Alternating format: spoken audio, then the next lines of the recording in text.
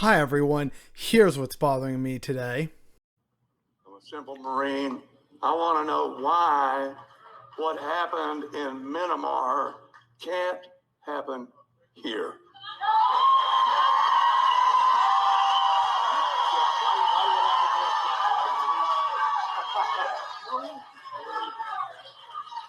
You know, no reason. I mean, it should happen here. No reason. But that's right. One more. Michael Flynn, the former Trump national security advisor, openly called for a Myanmar-like coup in the United States. Now, granted, maybe some other people that I like to follow have talked about this already. I don't know. I've been just working like a dog on my job and IRL stuff and a project for this channel and a whole bunch of other stuff, so I haven't really been able to tune into a lot of other people this week.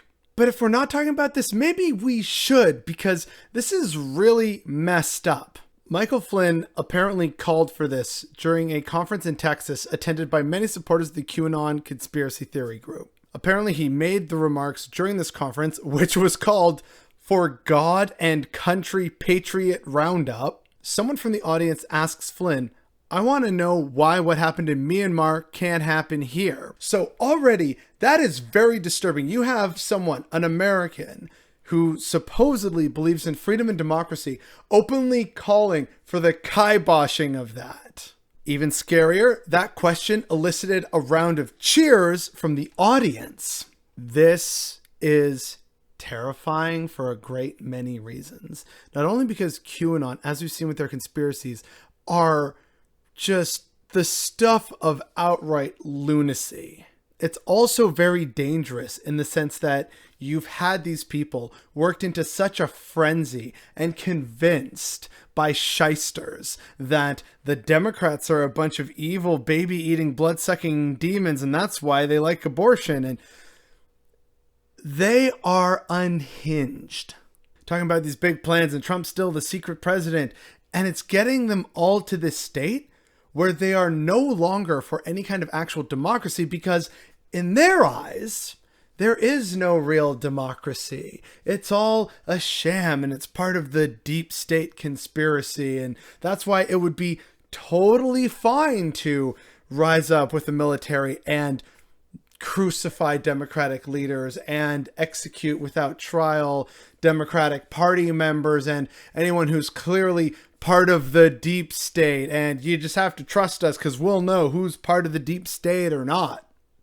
And again, not like it really matters at this point because it seems criminals can get away with anything in America. But Flynn was fired in 2017. However, Trump issued him a pardon after he pled guilty to lying in Special Prosecutor Robert Mueller's Russian collusion investigation. And also, this isn't the first time Flynn has called for something like this. Apparently, in December, after Biden had been declared the victor of the presidential election, Flynn suggested that Trump should deploy the military to rerun the 2020 election. It is no coincidence that Flynn and QAnon are kind of in the same bed of trying to use the military to take over the United States, or rather get people comfortable with that idea, because that's been their whole thing, right? Is, oh, Trump's going to use the military to actually take control and actually get rid of corruption, truly drain the swamp for real. That's why Popcorn Day was supposed to be a thing and all that. But here's what the actual deep problem beyond QAnon's crazy conspiracy theories. The crux of the problem is that this is two things. One, you have the hero worship of U.S. troops and the U.S. military in the United States. And then on top of that, you have these conspiracies that are saying that the military should be used to root out corruption. And so it gets people comfortable with the idea of a military takeover or a coup d'etat, which generally speaking, as we've seen historically time and time again, is a death sentence for stability and democracy in a country, at least for a very long time. That's the real conspiracy theory here. QAnon are being led around by the nose by those who want a military takeover of the United States so that they can enact their fascist agenda and have a bunch of patriots who love democracy be okay with the idea. I don't know if more people realize that this is the case, but I'm pretty solidly convinced that that's what's happening here.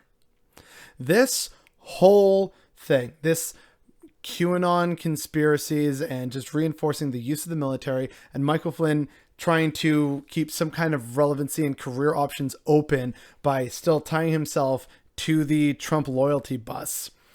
That's what this is all leading up to. It's to make people comfortable with the idea of a military takeover of the US, which really all Americans should be absolutely horrified by. And the fact that there are many who aren't is definitely what's bothering me today.